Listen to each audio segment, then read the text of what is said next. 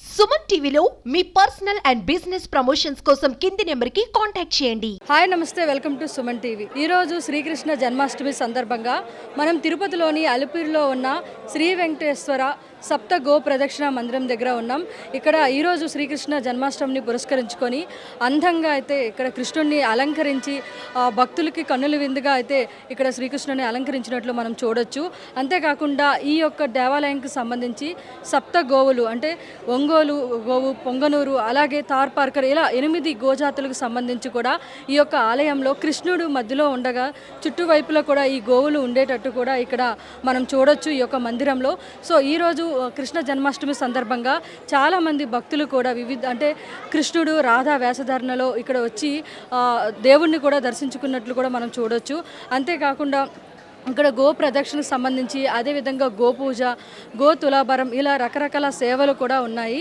And మనకు తెలుసు అంటే కృష్ణుడు అంటేనే గోపాలుడు అని కూడా అంటారు. ఎందుకంటే కృష్ణుడికి గోవులకు ఉన్న అంత సంబంధం కూడా కావచ్చు. ఎందుకంటే కృష్ణుడు గో కాపరి అని కూడా అంటారు.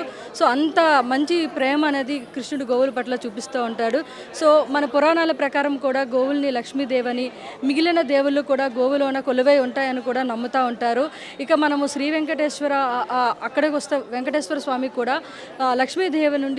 లక్ష్మీదేవితో గొడవ తర్వాత కిందకి భూలోకానికి వచ్చిన తర్వాత కూడా ఒక పుట్టలో ఆయన ఉన్నప్పుడు ఈ యొక్క గోవు వచ్చి ఆయనకి పాలు ఇస్తుంది. అంటే పుట్టలోకి పాలు ఇచ్చే విధంగా కూడా ఉంటుంది. కాబట్టి ఈ విధంగా మనం అన్ని రకాలుగా కూడా గోవుని చాలా శ్రేష్టమైనదని కూడా మనం పురాణాల ప్రకారం మన హిందువులు ఎక్కువగా నమ్ముతూ పూజిస్తూ ఉంటారు. సో కృష్ణుడు దేవాలయాలు కూడా మనం చాలా వరకు చూడొచ్చు. ఎక్కువగా మనకి ఈ యొక్క గోవులకు సంబంధించి ఎక్కువ మనం చూస్తూ ఉంటాం.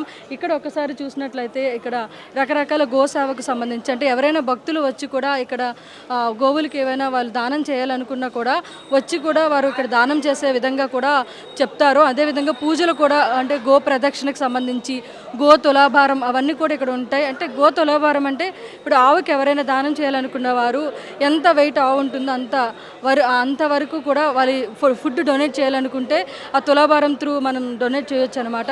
ఇక్కడ మనం చూసినా కూడా చాలా వరకు అంటే శ్రేష్టమైన గోజాతులకు సంబంధించి పుంగనూరు కానీ, తార్పార్కర్ కానీ, అదేవిధంగా ఒంగోలు కానీ ఇలా 8 రకాల గోవులు కూడా కృష్ణుడు అక్కడ ఉన్న కృష్ణుడి యొక్క ఎదురు అంటే చుట్టుప్రక్కల కూడా ఈ 8 గోజాతులు మనకు కనిపిస్తూ దర్శనం ఇస్తూ ఉంటాయి. అండ్ భక్తులు కూడా చాలా సంతోషంగా భక్తి శ్రద్ధలతో కూడా ఈ యొక్క గో ప్రదక్షిణ చేస్తూ అంటే ఈ దేవాలయంకి వచ్చిన ప్రతి ఒక్కరు కూడా ముందుగా గో ప్రదక్షిణ చేస్తూ ఆ తర్వాత కృష్ణుడిని దర్శిస్తూ ఉంటారు. అండ్ చాలా వరకు కృష్ణుడికి ఎక్కువ మంది కూడా భక్తులు చాలా ఇష్టంగా దర్శిస్తారు. ఎందుకంటే చాలా వరకు కృష్ణుడు నమ్మిన కోరికలు తీరుస్తారు. మనం నిజంగా మనసు పెట్టి పూజిస్తే మనం అనుకుని జరుగుతాయని కూడా వాళ్ళు నమ్ముతూ ఉంటారు. కాబట్టి అందులోనూ ఈరోజు ప్రత్యేకించి శ్రీకృష్ణ జన్మాష్టమి కనుక చాలామంది భక్తులు ఈ యొక్క గోప్రదక్షిణ ఆలయానికి వచ్చి గోవుల్ని పూజలు చేస్తూ కూడా వారు తరిస్తూ ఉన్నారు అని మనం చూడొచ్చు. సో ఇక్కడ మొత్తం 8 జాతులకు సంబంధించి గిరిజాతికి సంబంధించి కూడా గోవులు కూడా మనకి కనిపిస్తూ ఉన్నాయి.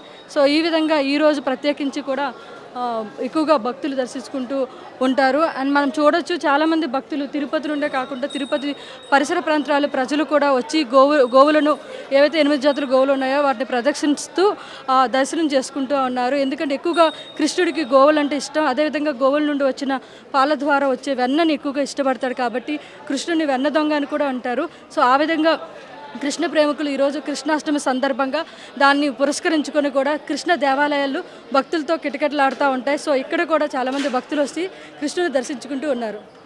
Keep watching Suman TV.